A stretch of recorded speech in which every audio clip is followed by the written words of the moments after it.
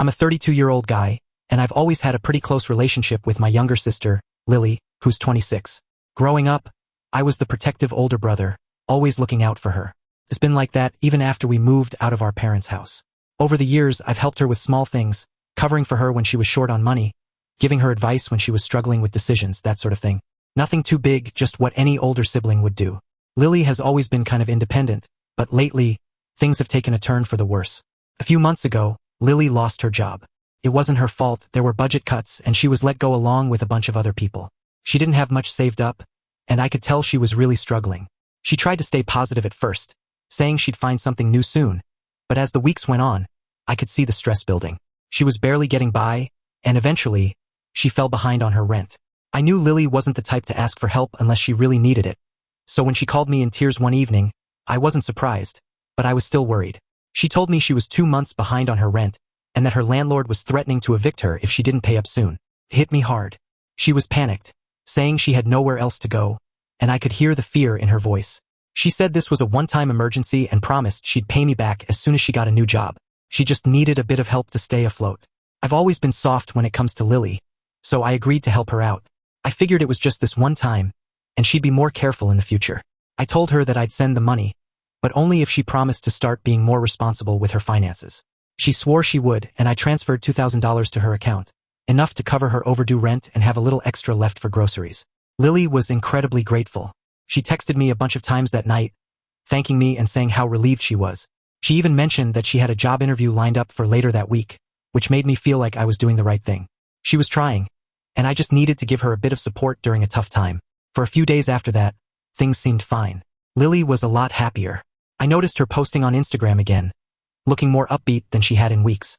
At first, I thought it was a good sign. Maybe things were turning around for her. She even posted about taking a self-care day, which seemed normal after all the stress she'd been through. But then I started noticing other things. Lily wasn't picking up my calls as often, and when she did, she didn't talk about her job hunt as much as I expected. Instead, she'd mention how she went out with friends or had dinner at some new restaurant in town. I didn't think too much of it at first, figuring she needed a bit of normalcy in her life. Then I saw something that really caught my attention. I was casually scrolling through Instagram one night and saw Lily's stories. She wasn't just posting about hanging out with friends. She was flaunting shopping bags from expensive stores, tagging herself at high-end restaurants, and showing off what looked like brand new designer clothes. That was when my stomach dropped. This wasn't the Lily I knew, the one who was struggling to pay her rent. I didn't want to jump to conclusions, so I texted her casually, asking if she'd managed to pay her rent yet. Her response was vague. She said she was taking care of it but quickly changed the subject, asking how I was doing instead. That's when the red flags started waving for me. Something wasn't adding up. Out of sheer concern, I decided to reach out to her landlord. I hated going behind her back like this, but I couldn't shake the feeling that she wasn't being completely honest with me. When I called the landlord, the conversation confirmed my worst fears. Lily hadn't paid a dime of her overdue rent. She was still on the verge of eviction, and it didn't seem like she had made any arrangements to pay up. I felt sick. I had given her that money specifically to help with her rent, and instead, she had used it for what? Clothes and fancy dinners? Couldn't believe it. After all the times I had helped her, I felt like she had completely taken advantage of my trust. I knew I couldn't just let this slide. It wasn't even about the money at this point. It was the betrayal. I had given her the benefit of the doubt, and she had lied to my face. I decided that I needed to confront her face to face and get to the bottom of it. So that's where I'm at now. I'm planning to head over to her apartment later this week and talk to her directly. I don't know what I'm going to say yet, but I know I can't just let her keep digging herself into this hole. She needs to understand that this behavior isn't okay, and I'm done being the safety net she keeps falling back on. I just hope she listens. A few days after I found out from Lily's landlord that she hadn't paid any rent, I decided it was time to confront her in person. Couldn't let this go. It wasn't just about the money. It was about the fact that she had completely lied to me. I helped her out of a tough spot, and she turned around and spent the money on God knows what. I wasn't even angry, just done. I needed to hear her explain it face to face.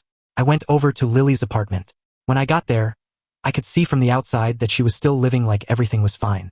There were shopping bags from stores I knew weren't cheap tossed around the living room, and she was wearing a brand new jacket I hadn't seen before.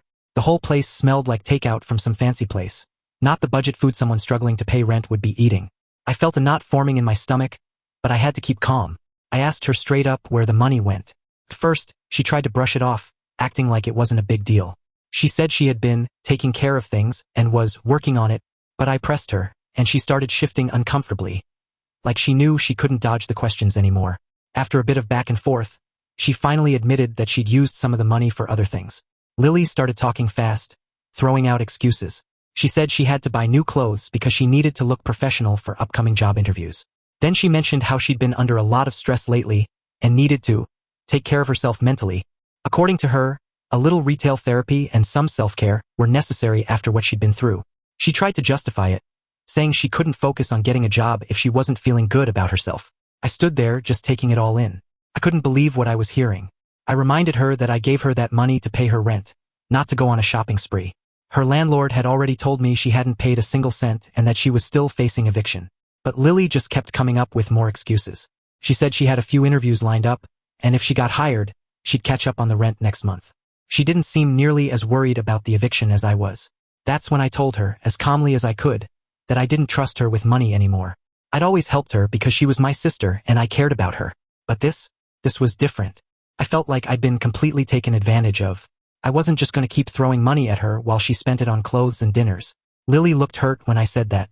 She started tearing up, saying I didn't understand what she was going through. She said things had been so hard for her and that she was trying her best. She made it sound like I was the bad guy for not being more supportive, for not cutting her some slack when she needed it the most. She really laid it on thick, trying to make me feel guilty. But I wasn't falling for it this time. I stayed firm and told her that she needed to start taking responsibility for her actions. The money was meant to keep a roof over her head, and she blew it on personal luxuries. There was no way I could keep supporting her if this was how she was going to behave. That's when I gave her the ultimatum. I told her she had 1 week to figure out how to pay the overdue rent. If she didn't, I was cutting off all financial support. I wouldn't lend her another dollar, no matter what. Lily didn't argue as much as I expected. She just sort of nodded and said she'd do her best.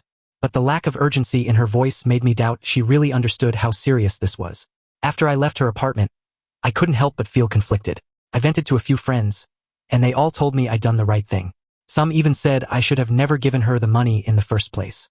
But part of me still felt like I'd been too harsh.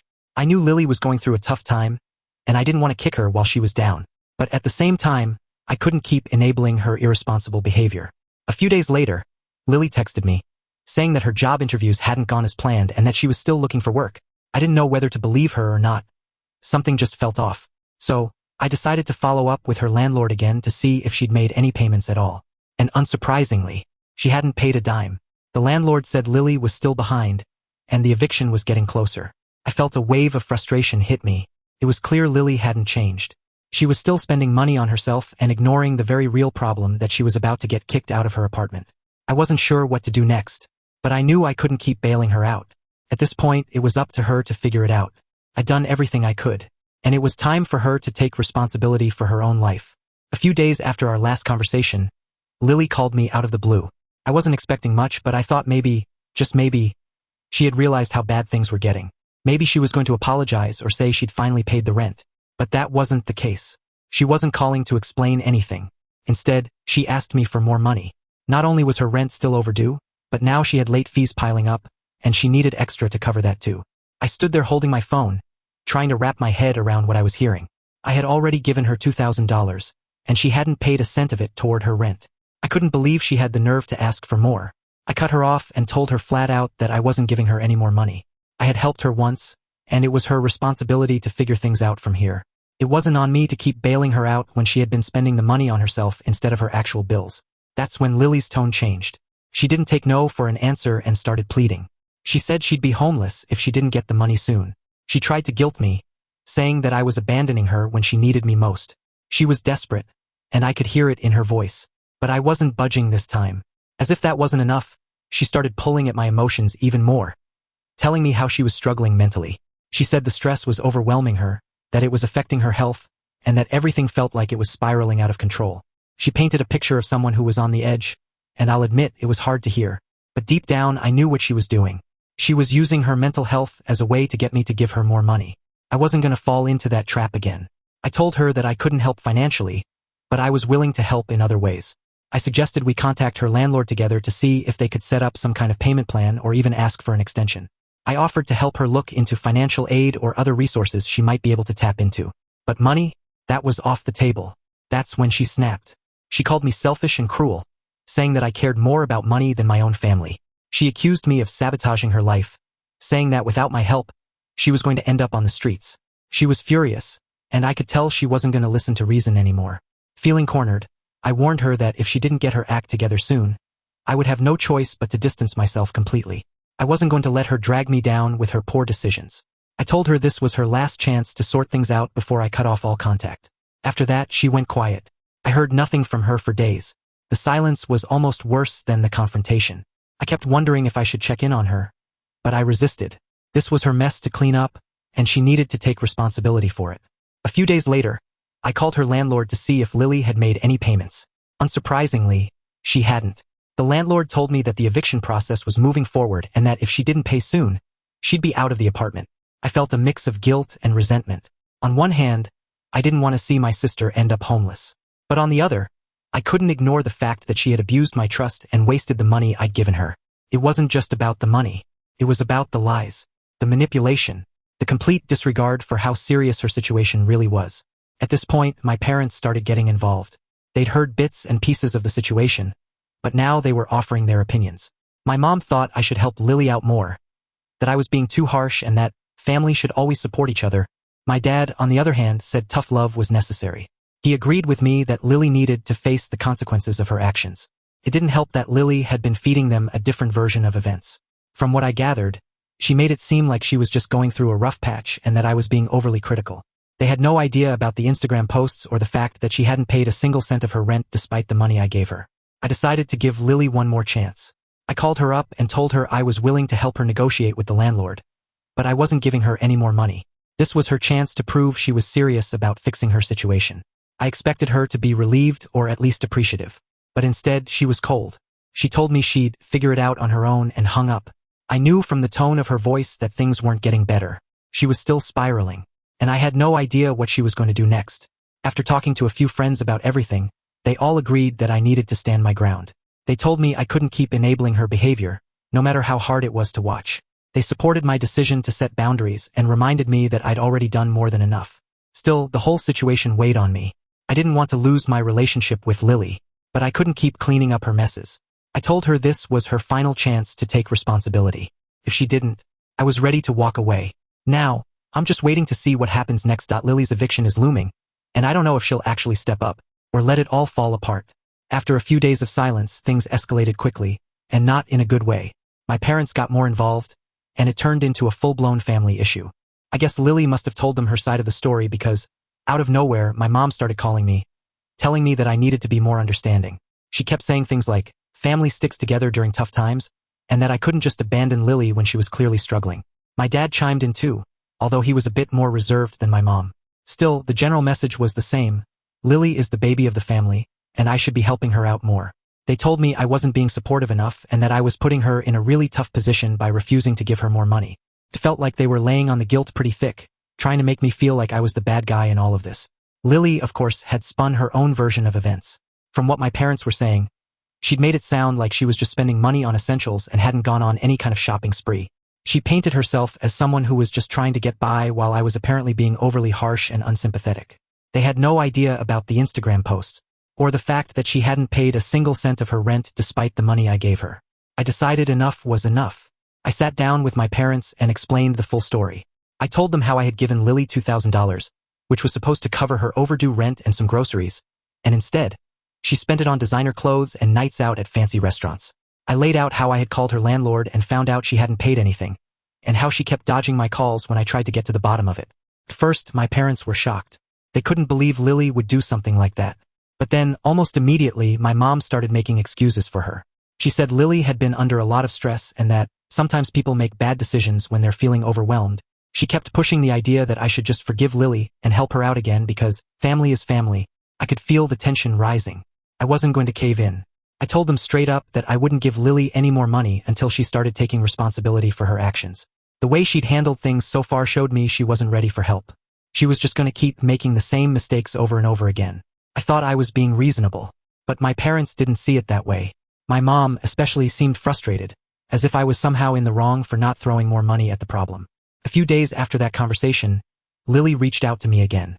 I thought maybe, just maybe, she was ready to apologize, or at least acknowledge that she had messed up. But no, she had another plan in mind. She wasn't asking for an apology. She was asking me to co-sign a loan for her. I couldn't believe what I was hearing. Lily said she needed the loan to cover the rent and avoid eviction, and she wanted me to back her up on it. I didn't even hesitate. I refused immediately. There was no way I was putting my name on anything for her. I reminded her that she had proven she couldn't be trusted with money. I suggested, again, that she work something out with her landlord or look into government assistance programs. But she wasn't having any of it. That's when she really lost her temper. She accused me of trying to sabotage her life, saying that if I didn't help her, she'd end up homeless. She made it sound like I was intentionally pushing her toward rock bottom, like I wanted to see her fail. The whole conversation was a mess. A few days later, Lily received the official eviction notice. She was getting kicked out of her apartment, and she blamed me for the entire situation.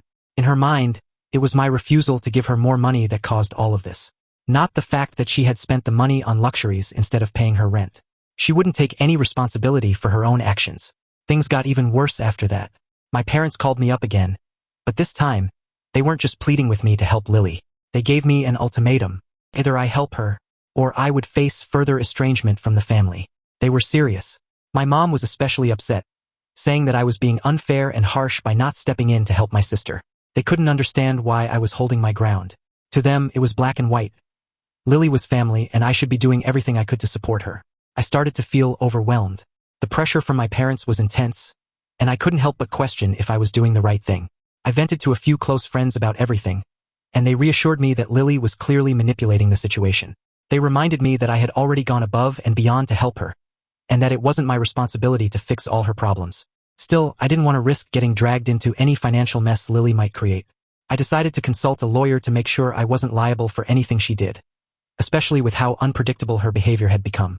The lawyer assured me that as long as I hadn't signed anything or agreed to any financial commitments, I was in the clear. That gave me some peace of mind, at least. In a final attempt to reason with her, I reached out to Lily one more time. I told her I was willing to help her find affordable housing and work out a budget, but I wasn't giving her any more money.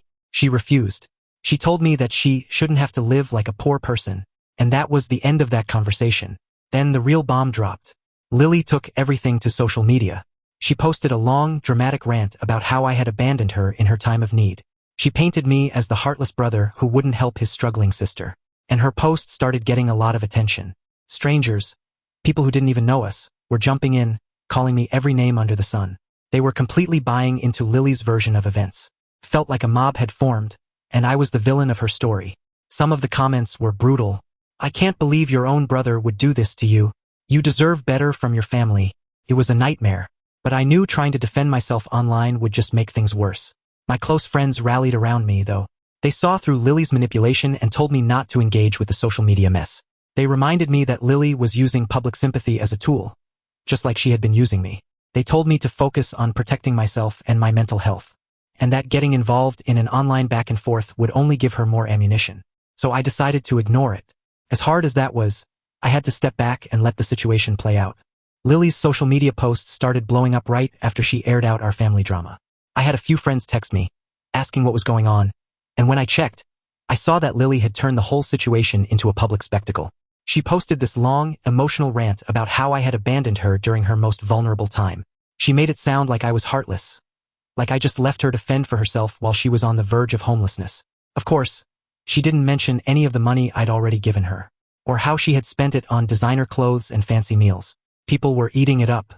They flooded her comments with support, calling me cold and selfish based entirely on Lily's one-sided version of events. Strangers who didn't even know us were jumping in, saying things like, "I can't believe your own brother would do this to you. You deserve better from your family." It was like a mob had formed, and I was the villain in her story.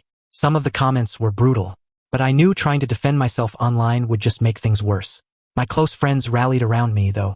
They saw through Lily's manipulation and told me not to engage with the social media mess. They reminded me that Lily was using public sympathy as a tool, just like she had been using me.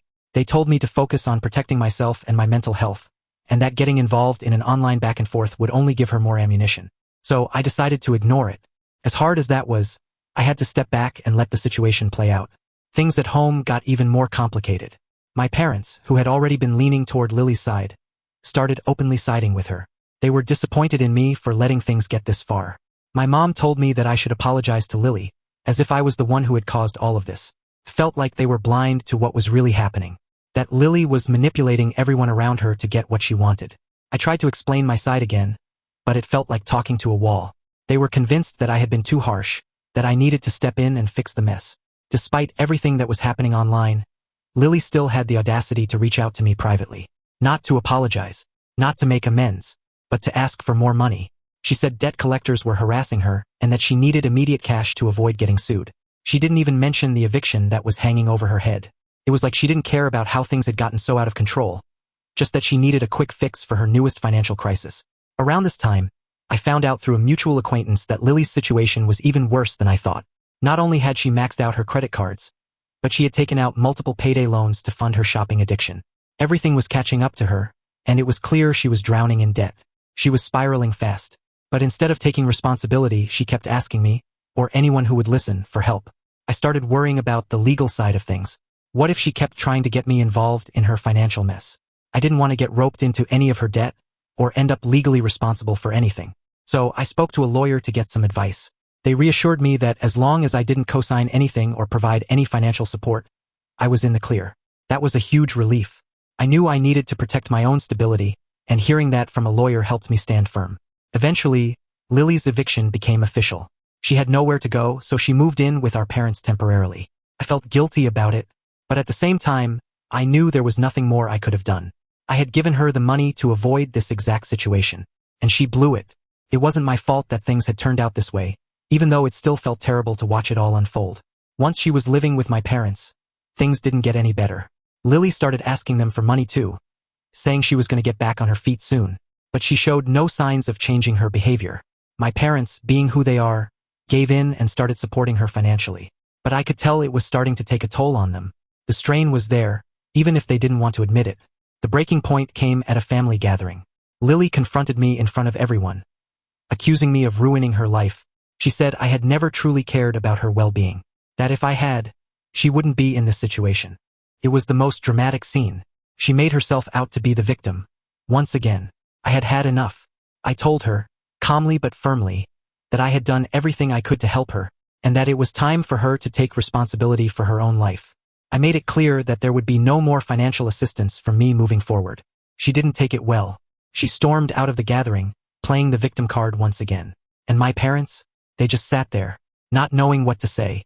After that, the dynamic at home shifted. My parents started giving me the cold shoulder.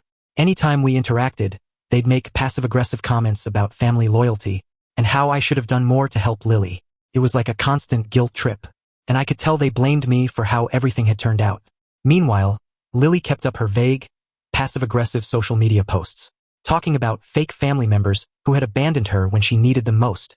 It was exhausting, and I eventually decided to block her on all platforms. I couldn't keep letting her toxicity invade my life. My friends supported me through it all, reminding me to keep my boundaries and not give in to the manipulation. Now, I'm starting to accept that my relationship with Lily, and maybe even my parents, will never go back to the way it was. It's painful, but I've come to terms with the fact that I can't fix this situation. I'm focusing on my own life and well-being now. That's the only thing I can control. After Lily's public meltdown on social media, things continued to unravel. I heard from a mutual acquaintance that Lily had finally worn out her welcome at my parents' house. She'd been living there ever since her eviction, but the same old pattern repeated itself. She wasn't contributing or showing any signs of real change. From what I gathered, my parents had been giving her money, covering her expenses, and trying to help her get back on her feet. But she just took advantage of their generosity, much like she had with me.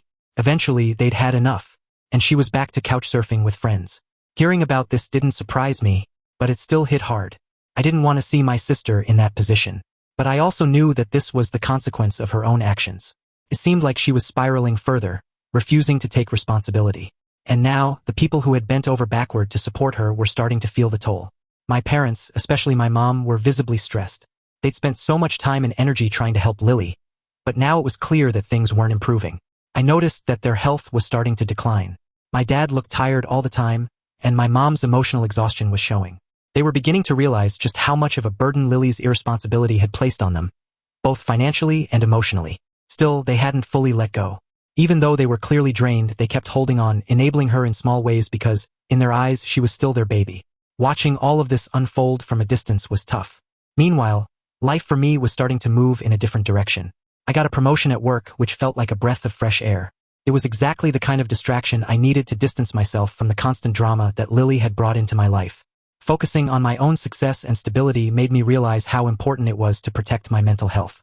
I couldn't control what Lily did, but I could control my own path. Then one day Lily reached out again. This time, she apologized. She admitted that things had gotten out of hand and that she had made a lot of mistakes. She said she was in therapy now and trying to get her life back on track. She even hinted that she was sorry for how much hurt she had caused. But of course, she also mentioned that she was still struggling financially and asked if I could help her out. Just this once. It was like she hadn't learned anything. I took a deep breath and told her, calmly but firmly, that while I was glad she was getting help, I wouldn't be giving her any more money. I offered emotional support and told her I hoped she was serious about turning her life around. But I made it crystal clear that I wasn't going to enable her anymore. No more financial assistance. She needed to figure things out on her own this time. That conversation was a turning point for me. I realized just how much damage had been done, not only by Lily's actions, but by the years of enabling her. The toxic family dynamics, the constant back and forth, the manipulation. It had all affected me more than I wanted to admit. So I decided to start therapy myself. It became clear that I needed to process everything that had happened and work on setting stronger boundaries, especially with my family. Therapy helped me see that while I loved my family, I couldn't keep getting pulled into their unhealthy patterns. My relationship with my parents was still strained, but there were small signs that they were starting to see the bigger picture. They hadn't fully cut Lily off, but they were beginning to admit that they had enabled her behavior for far too long. It was a small step, but at least they were starting to wake up to the reality of the situation. Lily, on the other hand, continued to reach out every now and then. She'd message me, trying to rebuild our sibling relationship, but I stayed cautious. I'd seen this pattern too many times before. She'd claimed she was getting her life together, but it never lasted. I knew I couldn't let myself get pulled back into her drama, so I kept firm boundaries in place. If she truly changed, I was open to mending things. But until then, I had to protect my own peace. There was one conversation with my parents that stuck with me. It was just the three of us, and for the first time, they seemed to really acknowledge how much they had contributed to the situation. By constantly bailing Lily out, they had only made things worse. My mom even said that she regretted not seeing the full picture sooner. They weren't ready to fully cut her off, but they admitted that they'd let things go on for too long. It was a bittersweet moment. On one hand, it felt good to hear them finally admit it. But on the other, I wish they had realized it sooner, before things had gotten so bad. As for Lily, she kept claiming she was working on her rehabilitation. But I remained skeptical. I wanted to believe she was finally making real changes. But after everything, I knew better than to get my hopes up. I wasn't going to be sucked back into the cycle of enabling her. I had learned that sometimes the most loving thing you can do for someone is to let them face the consequences of their own choices. In the end, I realized how much I'd grown from the whole ordeal. It wasn't easy, but I had learned the importance of setting boundaries, even with family. I couldn't fix Lily's problems, and I wasn't responsible for her mistakes. What I could do was focus on my own life, my own goals, my own happiness. While the family dynamic was still damaged, I felt like there was a slow process of healing happening. It wasn't perfect, and it might never be the same, but I was cautious and hopeful. Most importantly, I had finally found a sense of peace and clarity, knowing that I had done everything I could, and that the rest was up to Lily.